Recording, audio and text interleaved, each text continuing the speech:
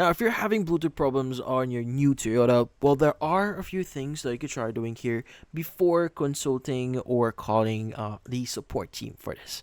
So, first thing that you want to do is you may want to restart your phone first. Now, begin with a quick restart on your iPhone or your Android device here. This clears out temporary glitches that could be interfering with your Bluetooth before you dive deeper.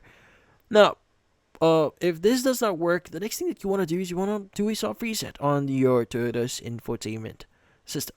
Now, on your car's unit, press and hold the audio button or the designated system button for about 5 to 10 seconds, and this refreshes or clears out odd system errors like speaker or connection bugs.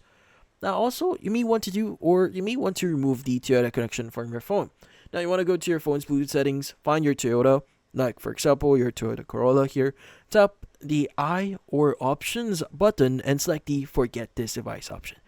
Now, on your infotainment screen, you want to go to setup, then go to Bluetooth, then go to remove and choose your phone and confirm. This clears any mismatch info on the car side. Now, once you've done those, you may need to repair the phone with the car. Now, in the car, you just need to go to setup, then Bluetooth, then go ahead and just click on add. Now, on your phone, you want to open up the Bluetooth setting and select your Toyota when it pops up. Now, confirm the pairing requests on both screens.